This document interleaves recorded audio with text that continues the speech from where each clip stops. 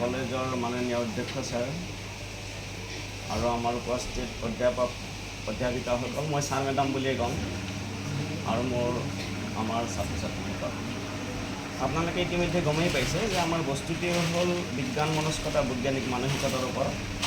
অলপ জোৰে ক'ব। আৰু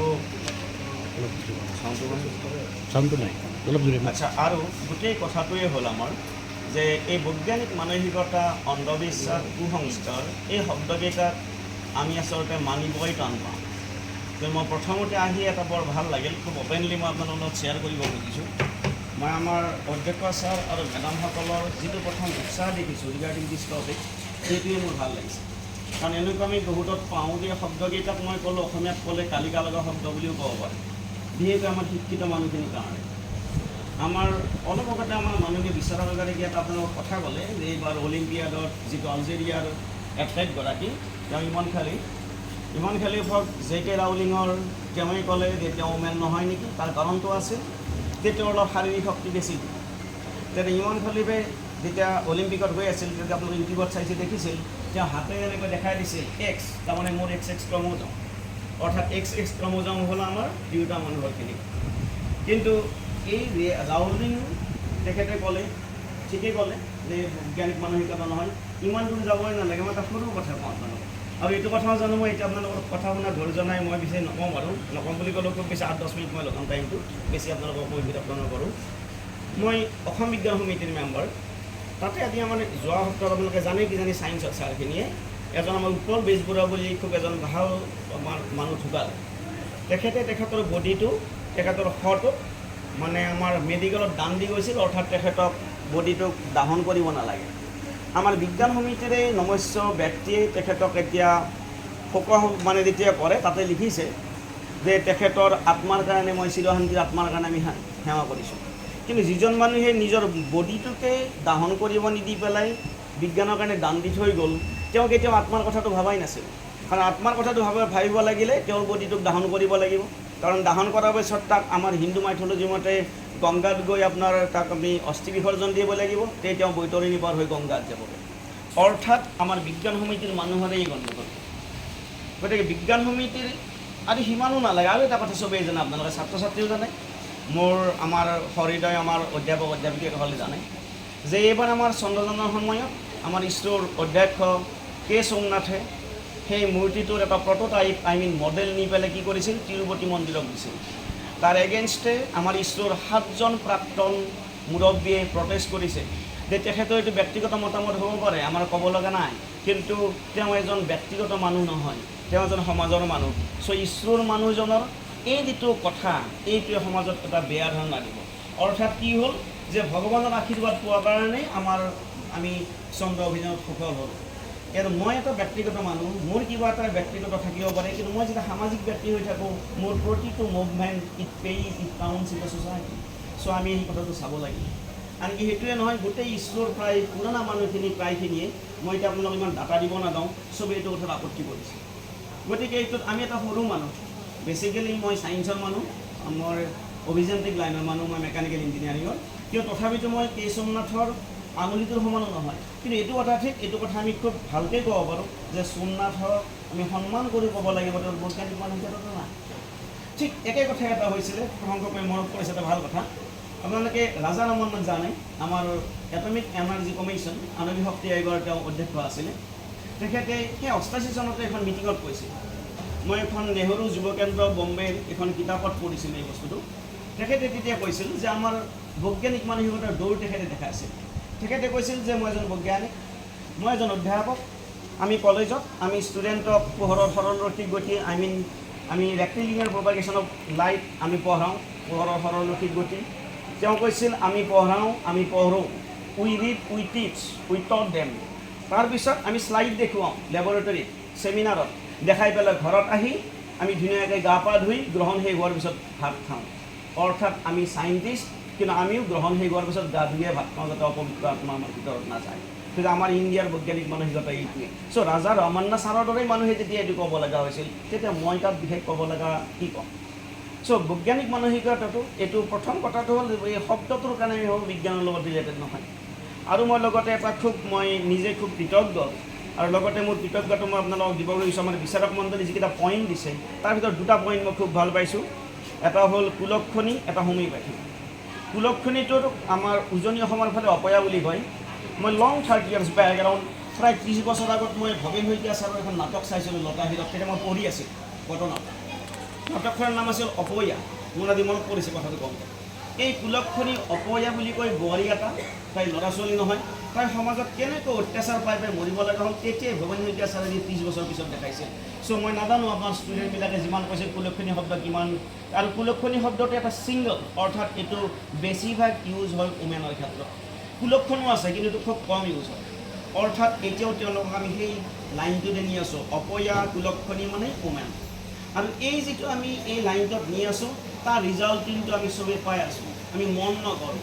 কলিকতাত আজি কেইদিনমান আগতে এটা ডক্টৰীৰ লগত যিটো ঘটনা হ'ল, এই গোটেইবিলাক এই চবৰে এটা কিন্তু ৰিজাল্ট মই ডাইৰেক্টলি ৰিলেট কৰিব খোজা নাই, কিন্তু এই যে আমি ছ'চাইটিখনত আমি উমেনক যে পাত্তা দিব খোজা নাই, এই কথাবিলাকৰ চব বস্তুবিলাক এইবিলাক এটা কালেক্টিভলি যায়।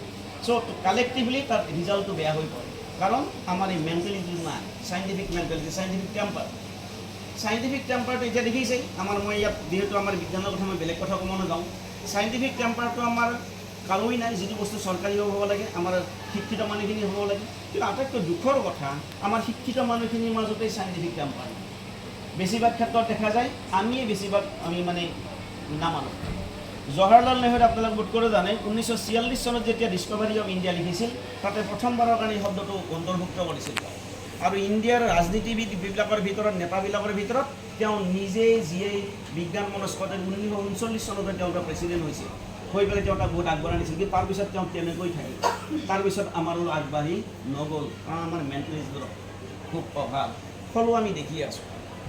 কিন্তু চাওক আৰু এটা সাধাৰণ কথা, আমি যে কৈ আছোঁ বিজ্ঞান আনকাল বিৰুবালা ৰাভাক জানে, বিৰুবালা ৰাভাৰ কথা আমাৰ বহুতে কৈছে, মই এইটো আৰু চৰ্বিত নকৰোঁ। মই এটা সৰু কথা, তেওঁ এটা ডাইলগ মাৰিছিল তেওঁলোকৰ গাঁৱত ৰাভা ভাষাত, লখিমপুৰৰ গাঁওখনত। তেওঁ পিছত কৈছিল যে মই জানিলোঁ এই ডাইনী ফাইনী কিচ্ছুই নাই ৰে। এই মানুহগৰাকী ভাবি চাওক, তেওঁ সেইখন সমাজত আজি ইমান বছৰ আগতে যেতিয়া ক'ব ডাইনী শ্ৰেণী কিচ্ছুই নাই, তেওঁৰ সাহসটো ভিতৰত চাওক। মই আপোনালোক এটা ধুনীয়া পৰিৱেশত, আপোনালোক মোৰ অৰলেছ মই অধ্যাপক অধ্যাপিকা ছাৰখিনিৰ কথা বাদ দিলোঁ, আমাৰ ষ্টুডেণ্টখিনি শিক্ষিত, এই শিক্ষিত পৰিৱেশত মই এটা লেকচাৰ দিছোঁ, এটা প্ৰবাদ প্লেটফৰ্ম পাইছোঁ, একো ডাঙৰ সাহসৰ কথা নহয়। আপোনালোকে বেয়া লাগিলেও ভদ্ৰতাৰ খাতিৰত মোৰ কথাখিনি বিৰোধিতাও নকৰে, মই জানো। কিন্তু সেই তিৰোতাগৰাকীয়ে সেই সমাজখনত তেতিয়াই যিটো সাহসেৰে ওলাই আহিছিল, সেই সাহসটোক মই ভাবোঁ পদ্মশ্ৰী নহয়, জ্ঞানপীঠেও তাক ক্ষতিপূৰণ কৰিব নোৱাৰে। তেওঁৰ এই সাহসটো আমি মানিবই লাগিব। যাদৱ পায়েঙৰ চাওক, তেওঁ জীৱ বৈচিত্ৰ্য কি নাজানে, জৈৱ বৈচিত্ৰ্য বায়'ডাইভাৰ্চিটি তেওঁ নাজানে, তেওঁ জানে যে আমাক গছ লাগে। আৰু কিমান সুন্দৰ কথা এটা এক আশাৰীত কৈ দিছিল যে গছ তোমালোকে ৰুব নালাগে, গছ কাটা বন্ধ কৰা। তাতকৈ তেওঁ ক'ব লাগে একোৱেই নাই। মোৰ মতে আজিৰ তাৰিখত আটাইতকৈ ডাঙৰ বিজ্ঞান মনস্কতা চাইণ্টিফিক টেম্পাৰৰ মানুহ আমাৰ এই চাইণ্টিষ্টবিলাকৰ তুলনাত যাদৱ পায়েং, আমাৰ বিৰুবালা ৰাভা। আৰু নকওঁ বুলি কৈ মাত্ৰ দুটা কথা মই ষ্টুডেণ্টৰ প্ৰতি ক'ম, যে ইয়াত মই বিশেষ ক'ব নোৱাৰোঁ কিছুমান কথা, যে তোমালোকে নিজেই you are the harbinger of a generation বুলি কওঁ, নতুন প্ৰজন্ম তোমালোকে উঠি আহিছা। আমি এতিয়া মধ্যবয়সত পৰিছোঁ। তোমালোকে যিমান পাৰা এই অন্ধবিশ্বাসৰ পৰা আঁতৰি আহিবা। এই যে তোমালোকে ক'লা এই আঙুলিত এই পিন্ধাই, তোমালোকে এটা চিম্পুল কথা চোৱা। মই এটা সৰু কথা কওঁ, মাত্ৰ 3 মিনিট মই ল'ম, চৰি আই এম, যে আমাৰ চন্দ্ৰৰ দূৰত্ব হ'ল আমাৰ পৰা প্ৰায় গড় 3,84,000 কিলোমিটাৰ। চন্দ্ৰৰ আমি চায়েন্সৰ মানুহখিনি জানো যে আমাৰ যিটো জোৱাৰ ভাটা হয় চন্দ্ৰ আকৰ্ষণৰ কাৰণে হয়, কিন্তু জোৱাৰ ভাটা নদীত নহয়। ব্ৰহ্মপুত্ৰ গংগাত ইমান পানী আছে, তাত জোৱাৰ ভাটা নহয়। জোৱাৰ ভাটা হয় ক'ত? টাইডছ, এয়াৰ টাইডছ এণ্ড ল' tides it generally অকাৰ in the C and the ocean. কিয়? কাৰণ তাত পানীভাগৰ মাছটো খুব বেছি, ভৰটো বহুত বেছি। অৰ্থাৎ গ্ৰেভিটেশ্যন এট্ৰেকশ্যন মাধ্যাকৰ্ষণৰ আকৰ্ষণটো ফিল কৰিবৰ কাৰণে দুইটা বস্তুৰ ওজন বহুত হ'ব লাগিব, নহ'লে এটা এক্সট্ৰিমলি লাৰ্জ হ'ব লাগিব। অৰ্থাৎ মুন ইমান ওচৰত আছে আমাৰ 3,84,000। এষ্ট্ৰনমিকেল ডিষ্টেঞ্চত, মহাকাশীয় দূৰত্বত এইটো এটা খুব মিনিমাম সৰু দূৰত্ব। তাত থকাৰ পিছত মুনৰ আকৰ্ষণ আমাৰ গংগাৰ পানী ল'ব নোৱাৰে। এটা মোৰ প্ৰশ্নটো হ'ল, মোৰ নহয় বিজ্ঞানৰ প্ৰশ্নটো হ'ল, আপোনালোকে ভাবি চাব, আমাৰ ঘৰত কি কৰিছে, ল'ৰাটো চঞ্চল ছোৱালীটো চঞ্চল পঢ়া নহয়, মংগল শনিৰ দৃষ্টি পৰিছে, আঙুলিত 1.5 লাখ টকাৰ পাথৰ দিছে। মংগল আমাৰ পৰা থাকে কিমানত? 22.422 কোটি কিলোমিটাৰত। মংগল আমাৰ পৰা থাকে এৰাউণ্ড গড় দূৰত্ব 22.5 কোটি। শনি বোধ কৰোঁ থাকে, মই পাহৰি গ'লোঁ, বোধ কৰোঁ 29 কোটি না 27 কোটি কিলোমিটাৰ। অৰ্থাৎ চন্দ্ৰ য'ত থাকে 3,84,000 কিলোমিটাৰ, তাৰ তুলনাত মংগল থাকে 22.5 কোটি। এটা মোৰ প্ৰশ্নটো হ'ল সেই মংগলৰ ৰে'টো আহি আপোনালোক সোণাপুৰ, গুৱাহাটীৰ, শিৱসাগৰৰ সৰু 50 বছৰীয়া 40 বছৰীয়া 15 বছৰীয়া ষ্টুডেণ্টৰ গাত কিমান ৰে'টো দিব পাৰে তাৰ পৰা, য'ত আপোনাৰ পঢ়া শুনাত এফেক্ট হৈছে, আপোনাৰ মনটো নষ্ট হৈছে। যি সময়ত আমি চন্দ্ৰৰ আমি আকৰ্ষণটো আমাৰ গংগা বা ব্ৰহ্মপুত্ৰৰ পানীয়েই পাব পৰা নাই ইমান পোৱাৰ পিছত, কাৰণ গংগা ব্ৰহ্মপুত্ৰই কম মাছ অতি কম ভৰৰ পানীখিনিয়ে সেই আকৰ্ষণটো পাবৰ কাৰণে উপযুক্ত নহয়, তাতকৈ বেছি মাছ লাগে। তেনেহ'লে আপুনি 15 বছৰীয়া ল'ৰা এটা, 16 বছৰীয়া, 20 বছৰীয়া, 30 বছৰীয়া 60 কেজিৰ মানুহ এজনক 22.5 কোটি দূৰৰ, 29.5 কোটি দূৰৰ সেই শনিয়ে কেনেকৈ আমাক এফেক্ট কৰিব? অসম্ভৱ কথা। কাৰণ আমাৰ যিখন যান পঠাইছিল ইছৰোই মংগলত, সেইখনে গৈছিল আপোনালোকে জানে চাগে 10 মাহ লৈছিল সি টাইম, আৰু তাৰ প্ৰতি ঘণ্টাত দূৰত্ব আছিল এৰাউণ্ড 2,72,000 কিলোমিটাৰ। 2,72,000 কিলোমিটাৰ 1 ঘণ্টাত গৈ পোৱাৰ পিছতো সি যাব লাগিছিল 10 মাহ। মই এইটো জানৰ কথা ক'লোঁ, কিন্তু তাৰপিছতো যদিও আমি লাইটৰ ভেলচিটি জানো 3 লাখ কিলোমিটাৰ, তথাপিতো ইমান স্পীডত আহিও আপোনাক ৰে'টোই আজি তাৰিখত সৰুটোক এফেক্ট কৰিব নোৱাৰে। তাৰ কাৰণে আমি ঘৰততো পিন্ধি লাভ নাই। এই কথাটোৰ কাৰণে কোনো আমাক আমি চাইণ্টিফিকৰ মানুহ হ'ব নালাগে, চিম্পল আমাক মনটো লাগে। অৰ্থাৎ চাইণ্টিফিক টেম্পাৰটো এইটো কোনো চায়েন্সৰ বস্তু নহয়, এইটো আপোনাৰ নিজৰ এটা যুক্তি। অৰ্থাৎ চায়েন্সৰ লগত চাইণ্টিফিক টেম্পাৰত আটাইতকৈ যিটো অংগাংগীভাৱে জড়িত, মই সেইটো পাৰ্টত নাযাওঁ, সেইটো হৈছে যুক্তিবাদ। আপোনালোকে নিজৰ দৃষ্টিৰে যাৰ যুক্তিটো চাব, তাৰ কাৰণে অদ্ভুত ডিগ্ৰী থাকে। মই বিশেষ নকওঁ, এইটো কথা ক'লে খুব ওলাই গৈ থাকিবগৈ, কিন্তু মই আপোনালোকক চবকে খুব ধন্যবাদ, বিশেষকৈ ল'ৰা ছোৱালীখিনিক। মই শুনিছোঁ এটা দুটা বাদ দি আপোনালোকে নহয় তোমালোকে বুলি কৈছোঁ, যি ধুনীয়া কথাখিনি কৈছে, এটা দুটা টপিকত এফেক্ট কৰিছা। মোৰ আৰু এটা কথা কোৱাৰ মন আছিল, ইয়াত হোমিওপেথি আপোনালোকে ভাল পইণ্ট লৈছিল, মই নকওঁ। মাত্ৰ এটা কথা কওঁ, আপোনালোকে জানিব, হোমিওপেথিটো আজিকালি এতিয়াও বিজ্ঞানৰ দ্বাৰা স্বীকৃত নহয়। হোমিওপেথি আৰু আয়ুৰ্বেদিক এইটো আমি বিকল্প পদ্ধতি বুলি কওঁ। আমাৰ ইণ্ডিয়ান মেডিকেল এছ'চিয়েশ্যনে আজি বহুত বছৰৰ পৰা ফাইট কৰি আছে যে এইটোক আমি চিকিৎসা শাস্ত্ৰত ল'ব নালাগে, এইটো নহয়ো। কিন্তু পইণ্টটো অলপ অদ্ভুত জাপ মাৰা টাইপ, মই আজি সেইটো কথাত নাযাওঁ। পইণ্টটো আপোনালোকে ঠিকেই দিছিলে, মেডামবিলাকে খুব ভাল পাইছিলোঁ মই। তোমালোকে পইণ্টটো নালাগে, কিন্তু তোমালোকক মই খুব ভাল পাইছোঁ, ইমান ধুনীয়া পইণ্টটো এই ঠাইত তোমালোকে ধুনীয়া উপস্থাপন কৰিছা।